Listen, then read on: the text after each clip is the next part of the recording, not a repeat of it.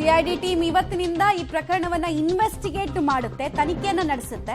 CID SP ಶುಭನ್ವಿತಾ ನೇತೃತ್ವದಲ್ಲಿ ತನಿಖೆ ಆಗುತ್ತೆ. ಕಾಲ್ತುಳಿತ ನಡೆದಂತಹ ಸ್ಥಳ, ಸೀನ್ ಆಫ್ ಅಕರೆನ್ಸ್ ಅಂತ ನಾವು ಕ್ರೈಮಲ್ಲಿ ಏನ್ ಕರಿತೀವಿ, ಆ ಸ್ಥಳಕ್ಕೆ ಹೋಗಿ ಪರಿಶೀಲನೆಯನ್ನು ಮಾಡ್ತಾರಂತೆ. ದುರಂತ ಸ್ಥಳ ಪರಿಶೀಲನೆ ಬಳಿಕ ಆರೋಪಿಗಳನ್ನ ಕಸ್ಟಡಿಗೆ ಸಿಐಡಿ ಅಧಿಕಾರಿಗಳು ಪಡೆದುಕೊಳ್ತಾರೆ. 4 ಜನ.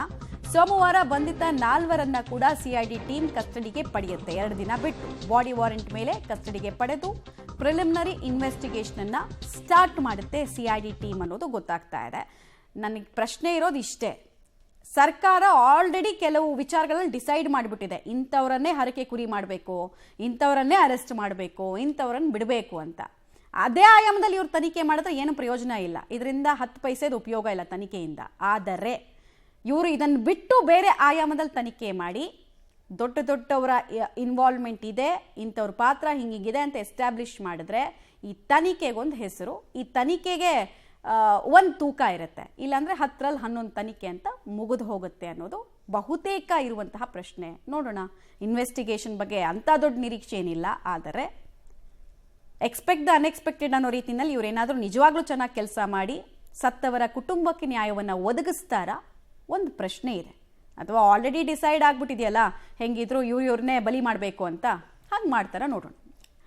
ಡೀಟೇಲ್ಸ್ ಕೊಡ್ತಾರೆ ನಾಗೇಶ್, ಸರ್ಕಾರ ಈಗ ಆಲ್ರೆಡಿ ಕೆಲವು ವಿಚಾರಗಳಲ್ಲಿ ಡಿಸಿಷನ್ ತಗೊಂಡ್ಬಿಟ್ಟಿದೆ. 100 ಗೊಂದಲ ಇದೆ, ಜಸ್ಟಿಫಿಕೇಶನ್ ಮಾಡ್ಕೊಳಕ್ ಆಗ್ತಿಲ್ಲ ಅಂತಂದ್ರೂ ಕೂಡ ಜಸ್ಟಿಫೈ ಮಾಡ್ಕೊಳ್ತಾ ಇರೋ ರೀತಿಯನ್ನು ನಾವು ಗಮನಿಸ್ತಾ ಇದ್ದೀವಿ.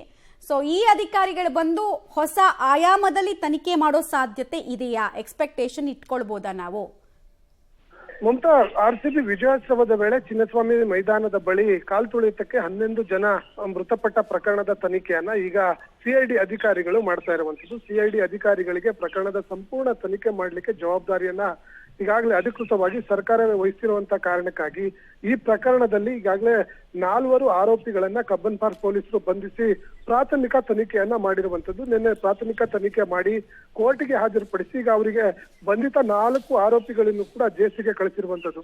ಈಗ ಈ ಪ್ರಕರಣದ ತನಿಖೆಯನ್ನ ಸಿಐಡಿ ಎತ್ಕೊಂಡಿರೋದ್ರಿಂದ ಬಂಧಿತ 4 ಜನ ಆರೋಪಿಗಳನ್ನ ಸೋಮವಾರದ ನಂತರ ಬಾಡಿ ವಾರೆಂಟ್ ಮೇಲೆ ವಶಕ್ಕೆ ಪಡೆದು ಮತ್ತೆ ಹೆಚ್ಚಿನ ತನಿಖೆಗೆ ಒಳಪಡಿಸುವ ಸಾಧ್ಯತೆಗಳು ಇದ್ದಾವೆ ಅನ್ನುವಂತ ಮಾಹಿತಿಗಳು ಗೊತ್ತಾಗ್ತಿರುವಂತದ್ದು. ಯಾಕಂದ್ರೆ ಈಗಾಗಲೇ ಬಂಧಿತ ಆರೋಪಿಗಳಿಂದ ಕೇವಲ ಪ್ರಾಥಮಿಕ ಮಾಹಿತಿಗಳನ್ನ ಅಷ್ಟೇ ಪಡೆದು ಈ ಸಿಐಡಿ ಅಧಿಕಾರಿಗಳಿಗೆ ವರದಿಯನ್ನ ಸಲ್ಲಿಸಿರುವಂತದ್ದು. ಹಾಗಾಗಿ ಈ ಪ್ರಕರಣದಲ್ಲಿ ಬೇರೆ ಯಾರ್ದೆಲ್ಲ ಕೈವಾಡ ಇದೆ ಅನ್ನುವಂಥದ್ದನ್ನ ಬಂಧಿತ ಆರೋಪಿಗಳಿಂದ ತಿಳಿದುಕೊಂಡು ಸಂಬಂಧಪಟ್ಟವರಿಗೆ ನೋಟಿಸ್ ಕೊಟ್ಟು ವಿಚಾರಣೆ ಮಾಡಿ ತಪ್ಪಿತಸ್ಥರು ಅಂತ ಹೇಳಿ ಕಂಡು ಬಂದ್ರೆ ಅರೆಸ್ಟ್ ಮಾಡ್ಲಿಕ್ಕೆ ಸಿಐಡಿ ಅಧಿಕಾರಿಗಳು ಕೂಡ ಪ್ಲಾನ್ ಅನ್ನ ಮಾಡ್ಕೊಂಡಿದ್ದಾರೆ ಅನ್ನುವಂತ ಮಾಹಿತಿಗಳು ಈಗ ಲಭ್ಯ ಆಗ್ತಿರುವಂತದ್ದು. ಹಾಗಾಗಿ ಸಿಐಡಿ ಅಧಿಕಾರಿಗಳು ಇವತ್ತಿನಿಂದ ಅಧಿಕೃತವಾಗಿ ತನಿಖೆಗೆ ಮುಂದಾಗಿದ್ದು ನಾಳೆ ನಂತರ ಆರೋಪಿಗಳನ್ನ ಕಸ್ಟಡಿಗೆ ಪಡೆದು ಮತ್ತೆ ಹೆಚ್ಚಿನ ವಿಚಾರಣೆಗೆ ಒಳಪಡಿಸಲಿಕ್ಕೆ ಮುಂದಾಗಿದ್ದಾರೆ ಅನ್ನುವಂತ ಮಾಹಿತಿಗಳು ಈಗ ಸದ್ಯಕ್ಕೆ ಲಭ್ಯವಾಗ್ತಿರುವಂತದ್ದು. ಮಮತಾ.